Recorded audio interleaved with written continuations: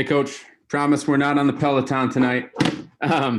Just wanted to ask, what do you enjoy most about a game like this where you see literally everyone contribute in one way, shape, or form? Well, I thought that different guys stepped up with different groups at different times. I mean, we had several plays in the first half that kind of that allowed them to score easily without going through our set defense. And so it was just kind of rotating guys in until we found a group that would really defend and really hold down the fort. I thought the guys at the start of the third quarter did a good job, our starting lineup. And it's been encouraging to see those guys play better as they've gotten more reps and everything else. But overall, I thought it was a good team win. And like you said, Mark, a lot of guys did a lot of things. John Corrales. Hey, Brad. Aaron Nesmith has had a couple of good shooting performances, and it looks like he's starting to pick things up defensively. Can you just speak to the work that he's putting in, and how is he able to make this progress with limited practice time? I mean, first of all, I think, obviously, when you're in it every single day and you go through every drill and you know exactly what the job is on every play, sometimes I think that we talk generally about defensive numbers or whatever the case may be, and it's just not all the way that we would evaluate it. He's actually done a pretty darn good job all the way through. He got back cut tonight, but he's into the body. He's tough. He's physical. He stays in plays. He got the tip in, the deflection in transition. And I just think he has a chance to be a good defender, and he's worked really hard at learning that. And then I think the game is slowing down a little bit on the other end. So that's a good thing. But, that it's not fair to assess a guy or to judge a guy based on, limited game reps from the outside.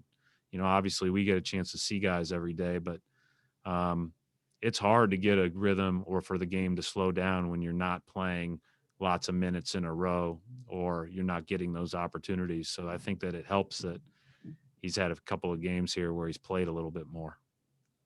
Gary Washburn.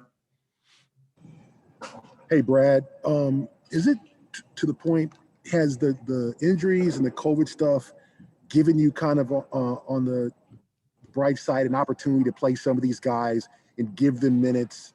And has it kind of been a situation where you said, hey, just show me what you can do. Here's your opportunity. You're not going to get this in practice. I mean, is that kind of the approach you're taking? Yeah. And, I think the other thing, Gary, is I think that keeps people engaged. Like guys, are excited to be a part of it even more when they know they might get their number called. Obviously, you got to balance it appropriately, but we haven't been full. We're still trying to figure out who our best, combinations are and those type of things because we haven't played one game with our full group. So it makes a lot of sense. There's not a ton of separation beyond the obvious, right? And so for us, we've just got to find out what we have and figure out how it pieces together and everything else. But sometimes it is about, that person will benefit greatly from hearing his number called and getting an opportunity to play in a meaningful moment.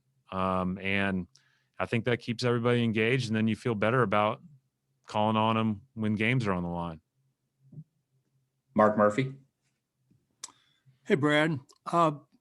Jayson played 31 minutes tonight. Did he seem like he was pretty smooth all the way through? Was he ever gassed, or did he just sort of go through it? I thought he had some moments where he looked a little bit more gassed, a long stretch before halftime where he played from, the start of the second quarter all the way till 4 there. And then the stretch at the end of the game, he wasn't happy with me. That's a surefire way of knowing you're the coach is when you take a guy out that's on a minutes restriction, he's going to make some sort of unhappy gesture your way. So I I was extremely happy with how he came out and played. I thought that's not easy to do, to be out 5 games, to be out, 20 days or whatever it was, and score what he scored. Last 2 questions for Coach. We'll go to Matt Valtor. Brad, were there things you were looking for Jayson early to get a feel for just how ready he was and just how comfortable he was? Were there little mile markers that you were looking for? Matt, my hope is always when guys come back off long layoffs and minutes restrictions is that, they push themselves defensively and with cutting and with sprinting the floor in transition on offense, because that's you're going to get winded quickly. And so that's why you can't play long stretches if you're playing that hard the right way. So I'm looking more for that stuff out of those guys. I don't worry one bit about him finding the basket. That's what he does. Final question for Coach, Adam Himmelsbach. Hey, Brad, I was just checking if you've heard anything more about things moving forward and what your guys' plan is for travel and all of that. I haven't heard. No, I just after game, went right in the locker room, talked to the team, came right to you guys. So no, I haven't heard. All right, we'll wrap it up right there. Thanks, Coach.